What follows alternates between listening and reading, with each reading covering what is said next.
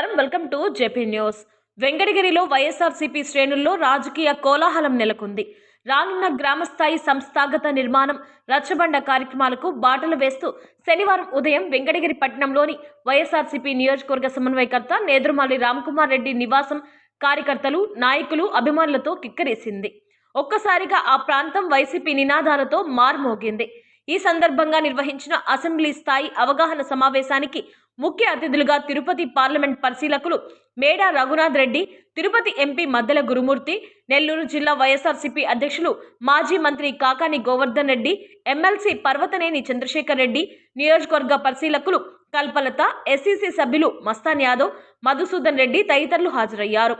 వెంకటగిరి పట్టణం, వెంకటగిరి రూరల్, బాలాయపల్లి, డక్కిలి, రాపూరు, సైదాపురం, కలువాయి మండలాల నుండి భారీ సంఖ్యలో చేరుకున్న వైఎస్ఆర్సీపీ నాయకులు, కార్యకర్తలు అతిథులకు ఘన స్వాగతం పలకడంతో నేదురుమల్లి నివాసం పార్టీ శ్రేణులతో నిండిపోయి రాజకీయ చైతన్యానికి కేంద్ర బిందువుగా మారింది. అనంతరం సమావేశాన్ని ఉద్దేశించి నేదురుమల్లి రామ్కుమార్ రెడ్డి సహా ముఖ్య అతిథులు ప్రసంగిస్తూ గ్రామ స్థాయిలో పార్టీని మరింత బలోపేతం చేయడమే లక్ష్యంగా సంస్థాగత నిర్మాణ కార్యక్రమాలు చేపట్టామని స్పష్టం చేశారు. జగన్ 2.0లో కార్యకర్తకు ఎలాంటి అన్యాయం జరగదని ప్రకటించారు. ప్రతి కార్యకర్త పార్టీకి వెన్నెముక అని రచ్చబండ కార్యక్రమాల ద్వారా ప్రజల సమస్యలను నేరుగా తెలుసుకుని పరిష్కార దిశగా పోరాడతామని తెలిపారు. ఈ సందర్భంగా నేతలు సీఎం చంద్రబాబు రాజకీయాలపై తీవ్ర విమర్శలు, ఘాటైన వ్యాఖ్యలు చేశారు. ల్యాండ్ టైటిలింగ్ విషయంలో క్రెడిట్ చోరీకి పాల్పడి జగన్ హయాంలో చేసిన సంస్కరణలపై తప్పుడు ప్రచారం చేసి ప్రజలను తప్పుదోవ పట్టించారు అని విమర్శలు గుప్పించారు. కూటమి పాలనలో రాష్ట్రంలో అబద్ధాలు, అవినీతి తప్ప అభివృద్ధి కనిపించదని, ప్రజా సంక్షేమం పూర్తిగా విస్మరించబడిందని ఆరోపించారు. వైఎస్ఆర్సీపీ అంటే సంక్షేమం, అభివృద్ధి అని స్పష్టం చేస్తూ మాజీ ముఖ్యమంత్రి వైఎస్ జగన్మోహన్ రెడ్డి అమలు చేసిన సంక్షేమ పథకాలను ఇంటింటికి తీసుకెళ్లాల్సిన బాధ్యత ప్రతి కార్యకర్తపై ఉందని నేతలు పిలుపునిచ్చారు. సంస్థాగతంగా పార్టీని మరింత దృఢంగా నిలబెడుతూ ప్రజల పక్షాన పోరాటం కొనసాగిస్తామని తెలిపారు. ఈ అవగాహన సమావేశం ద్వారా వైఎస్ఆర్సీపీ శ్రేణుల్లో కొత్త ఉత్సాహం, సమిష్టి సమన్వయం, రాజకీయ స్పష్టత మరింత పెరిగిందని నాయకులు అభిప్రాయపడ్డారు. వెంకటగిరి నుండే జగన్ 2.0 రాజకీయ బాట మరింత బలంగా ప్రారంభమైందన్న సంకేతాలు స్పష్టంగా కనిపిస్తున్నాయని అన్నారు. వెంకటగిరి నియోజకవర్గం ఇప్పటిదాకా ఎవరిని పట్టించుకోలేదు. మనం రాష్ట్రంలో ఈ కమిటీలు దాదాపుగా జగన్ అనే డిసెంబర్లో పూర్తి చేయాలన్నారు. మరలా అట్లా ఎత్తుకుంటూ ఫిబ్రవరి 15 డెడ్ లైన్ అని చెప్పారు. ఎందుకు పెద్దగా దీని గురించి పట్టించుకోలేదంటే మెడికల్ కళాశాల ఇష్యూ వచ్చింది. మెడికల్ కళాశాల ప్రైవేటీకరణకు సంబంధించి జగన్మోహన్ రెడ్డి గారు దాని మీద మీరందరూ దృష్టి పెట్టి దాని మీద కోటి సంతకాల సేకరణ పెట్టండి అని చెప్పారు. చాలా సంతోషం ఏమిటంటే కోటి సంతకాల సేకరణ కార్యక్రమంలో ఉమ్మడి నెల్లూరు జిల్లాలోనే దాదాపుగా 50,000, 60,000 చేయాలంటే 70,000 మందితో ఈరోజు సంతకాల సేకరణ ఈ వెంకటగిరి నియోజకవర్గం రామ్కుమార్ రెడ్డి గారి నాయకత్వం అని చెప్పి మీ అందరికీ సందర్భంగా తెలియజేస్తూ దానికి కష్టపడి ఆ కార్యక్రమాన్ని విజయవంతం చేయడంలో అందరినీ మించి ఒక ప్రధానమైనటువంటి పాత్ర పోషించినటువంటి మీ అందరికీ సందర్భంగా హృదయపూర్వకమైనటువంటి దానివల్ల ఆలస్యమైంది. ఈ రోజు ఆ కార్యక్రమం పూర్తి చేసాం విజయవంతంగా. గవర్నర్ గారి దగ్గరికి వెళ్ళి గౌరవంగా మనం ఇచ్చినటువంటి కోటి సంతకాలకు సంబంధించి ఏ విధంగా చేసామనేటువంటిది జగన్మోహన్ రెడ్డి గారు వివరించారు, వీడియో చూపించారు. అందరం వెళ్ళాం, చూసాం. ఆయన కూడా పాపం దీనికి సంబంధించి ఒక మాట ఉన్నారు మేము అందరం వెళ్ళినప్పుడు. సార్ ఇది ఫస్ట్ టైం అంటే నేను ఎంతవరకు ఇటువంటి కోటి సంతకాల సేకరణ ఒక దాని మీద సేకరిస్తానని నేను విధానం కూడా వెళ్ళలేదని చెప్పి సుప్రీంకోర్టు జడ్జిగా పనిచేసినటువంటి గవర్నర్ అబ్దుల్ నజీర్ గారు. కాబట్టి దానివల్ల కాస్త జాగ్రత్తమైంది. కాబట్టి ఈరోజు దానికి సంబంధించి ప్రత్యేకమైనటువంటి దృష్టి పెట్టి ఈరోజు ఒకవేళ నేను సర్వేపల్లి నియోజకవర్గంలో ఉన్నా సరే నేను కోరుకునేది ఏదైతే మొన్న కోటి సంతకాల సేకరణలో నెంబర్ 1 అనిపించుకున్నారో మీరు కమిటీలలో నెంబర్ 1 అనిపించుకోవాలనేటువంటి ఆలోచన అందరూ భాగస్వామ్యం ఏమీ పెద్ద పని కాదు. చాలా సులభంగా సునాయాసంగా వేయగలిగేటువంటి నియోజకవర్గం ఇదే. అసలు ఈరోజు రాష్ట్రంలో పరిపాలన ఉందా? ఎవరన్నా తెలియకపోతే ఏదైనా సమస్య పరిష్కారం అవుతుందా? దేని గురించి ఆలోచన చేస్తున్నారా? ఎవరికైనా మంచి జరిగిందా? చంద్రబాబు నాయుడు ఇచ్చినటువంటి హామీలు ఏదైనా నిలబెట్టాడా? చంద్రబాబు ఏదైనా ఇచ్చి చేస్తారా? మీరు ఒకసారి గమనించండి. సాధారణంగా మనలో పిచ్చోళ్ళు ఉంటారు, వాడికి ఒకటే అలవాటు ఉంటుంది. వాడికి ఒక్కొక్కసారి ఒక్కొక్కరి మీద కోపం వస్తుంది. ఎందుకు వస్తుందో తెలియదు. వాడినే చెప్తుంటారు. ఇంకో ముందు కొద్ది రోజులు తాగిన తర్వాత ఏమంటే వాడి మీద కోపం రెండో వాడి మీద ఇప్పుడు వాడినే తెస్తుంటారు, వాడి మీదనే పండగ వేస్తుంటారు. అంటే చంద్రబాబు కొంచెం అలవాటు ఏంటంటే ఈరోజు ఒకటే మాట, తనకి 10 రూపాయలు క్యాష్ వచ్చేది పీపీపీ కాబట్టి దానికి ఇంకొక పీ జోడించి పీపీపీ P4 అని చెప్పి P3 అని చెప్పి రకరకాలైనటువంటి మాటలు చెప్పి ఈరోజు మెడికల్ కాలేజీలు కొట్టడానికి ప్రయత్నం చేశారు. జగన్మోహన్ రెడ్డి గారు 17 మెడికల్ కాలేజీలు తెస్తే దాన్ని మనం చెప్పుకోలేకపోయిన జనంలోకి వెళ్ళి చంద్రబాబు నాయుడు పుణ్యాన అయ్యా మహానుభావుడు 17 మెడికల్ కాలేజీలు చేస్తే ఈ మహానుభావుడు అమ్ముకున్నాడంట అని చెప్పి ఈవెన్ దారిలో ఉండేటువంటి ఎస్టీ కాలేజీ గురించి గిరిజనులు కూడా మాట్లాడేటువంటి పరిస్థితి ఏర్పడిందంటే జగన్మోహన్ రెడ్డి గారు పాపం చేసింది చెప్పుకోలేకపోయాడు.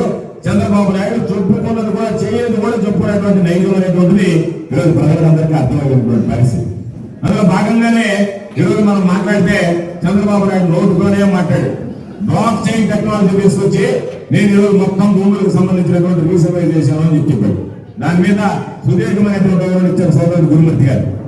మనం ఈరోజు ల్యాండ్ టైటిలింగ్ యాక్ట్ కి సంబంధించి ఎన్ని రకాలైనటువంటి అబద్ధాలు చెప్పారు. ఎందుకు చెప్తున్నానంటే ఒక నిజాన్ని అబద్ధం చేయడంలో కానీ ఒక అబద్ధాన్ని తప్పుని ఇది ఒప్పు నిజం అని చెప్పి నమ్మించడంలో కానీ బహుశా ఆంధ్ర రాష్ట్రం భారతదేశంలో కాదు ప్రపంచంలోనే నెంబర్ 1 గా ఉంటాడు చంద్రబాబు నాయుడు, గుర్తుంచుకోండి. అసహ్యాన్ని జయించినటువంటి వాడు చంద్రబాబు, అందుకని చంద్రబాబు అసహ్యమైనటువంటి వాడు కాబట్టి అసహ్యాన్ని జయించాడు కాబట్టి ఏదైనా మాట్లాడగలడు, ఎవరి గురించైనా మాట్లాడగలడు, దేనైనా తన ఖాతాలు వేసుకోగలదు. కాబట్టి ప్రభుత్వానికి సంబంధించి పరిపాలన ఏ విధంగా ఉండాలి అని అంటే జగన్మోహన్ రెడ్డి గారి దాకా పెన్షన్ ఇంటికి రావాలా, రేషన్ సామాన్ ఇంటికి రావాలా తప్ప ఈరోజు వాటిని పక్కన పెట్టి ముందు వాటిని ఇంటికి తీసుకొచ్చేటువంటి దరిద్ర పరిపాలన చూస్తే ప్రజలు ఏమనుకోవాలనేటువంటి అదేమంటే చంద్రబాబు నాయుడు నాకు 40 సంవత్సరాల పైన ఉండేటువంటి అనుభవం ఉందని చెప్తూ ఎన్ని వ్యవస్థలు ఒకసారి ఆలోచన చేస్తే ఏ వ్యవస్థలోకి పోయినా సరే ఏది చూసినా సరే అబద్ధము అవినీతి అక్రమాలు తప్ప ఒక్కటి కూడా సరైనటువంటి పద్ధతిలో ఉండేటువంటి పరిస్థితి లేదు. ఈరోజు మనం ఉన్నాం కాబట్టి వీటన్నిటి గురించి మాట్లాడుకుంటే నిజంగా చించి ఇంత చెత్త పరిపాలన అని చెప్పి అందుకే చెప్పా. మరలా ఒకసారి గుర్తు చేస్తున్నా, మా రోజమ్మ ఈ మధ్య ఒక మాట అనేది నాకు నచ్చింది. ఆ మాట పాపం తెలుగుదేశం వాళ్ళు బాధపడుతున్నారు, రకరకాల మాట్లాడుతున్నారు. ఆమె ఒక మాట అనేది ఎగిరి పడేటువంటి వాళ్ళని రేపు ఎగరేస్తాం. నాకు నచ్చినటువంటి మాట బ్రహ్మాండంగా మాట్లాడితే మహిళైనా సరే నిజంగా మనం అనాల్సింది ఎగిరి పడే వాళ్ళని ఎవరు వద్దన్నా కాదన్నా వైఎస్ఆర్ కాంగ్రెస్ పార్టీ వాడు ఎగరేస్తాం.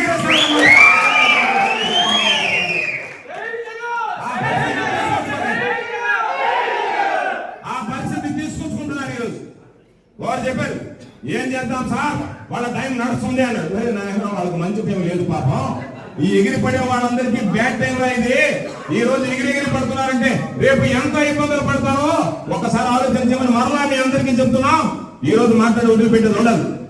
ఎవరైతే కష్టకాలంలో వైఎస్ఆర్ కాంగ్రెస్ పార్టీ జెండాను భుజాలు వేసుకుని వచ్చారో రేపు అధికారంలోకి వచ్చిన తర్వాత రామ్ కుమార్ రెడ్డి గారు నాతో రోగన్తో గురుమూర్తితో జగన్మోహన్ రెడ్డి గారితో సహా అందరినీ మా భుజాల మీద వేసుకోవడానికి సిద్ధంగా ఉన్నారు.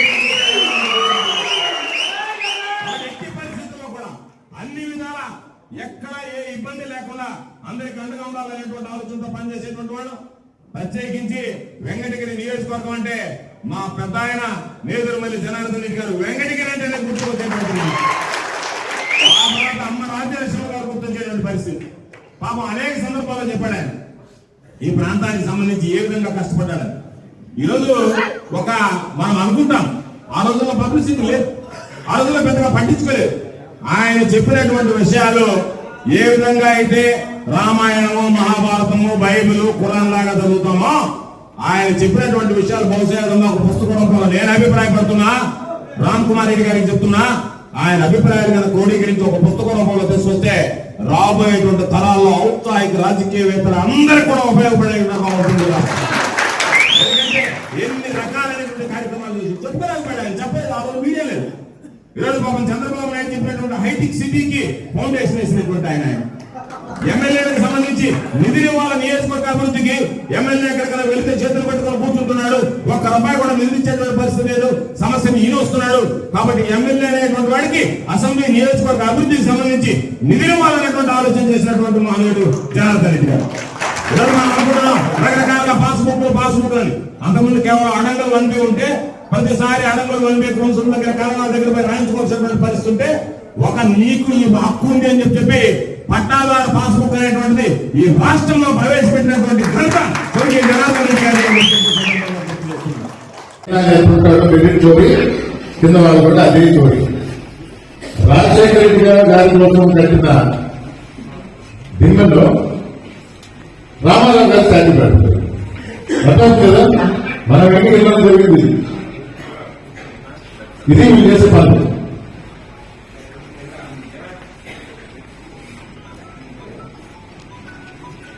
మరి ఆయన మీద ప్రేమగా అంటే వెన్నుపోటు కొట్టి మరీ లాక్కున్నారు పార్టీని. అది వాళ్ళ ఇంటర్నల్ ఇష్యూ అనుకున్నా.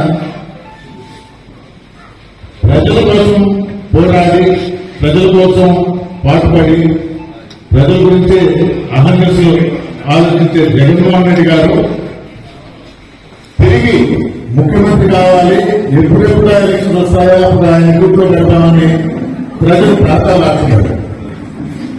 ఆదేశాల మేరకు మొన్న డిస్ట్రిక్ట్ లెవెల్ మీటింగ్ అయింది. ఈరోజు అసెంబ్లీ అయిన తర్వాత వెంటనే రంగంలో తిరిగి పంచాయతీ లెవెల్లో ఈ నిర్మాణం మొదలు పెడతాం.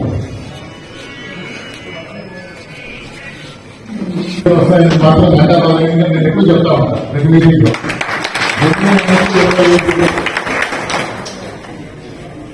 అందుకే మీకు చెప్పిన ఒక పవన్ అవ్వదు. 20 ఎన్నికల్లో వైఎస్ఆర్ కాంగ్రెస్ ప్రభుత్వం రాబోతుంది. జగన్మోహన్ రెడ్డి గారు ముఖ్యమంత్రి.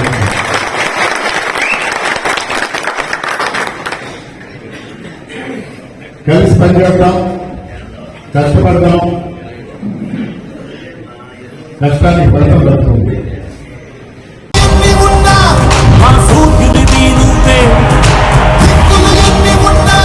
మా దిక్కుల నిలబడి తలబడి కలబడి నిలిచిన నేతవు భ్రాతవు దూతవు సావి నువ్వు. మా నమ్మకం నువ్వే జగన్, మేం నమ్ముతాం నిన్నే జగన్.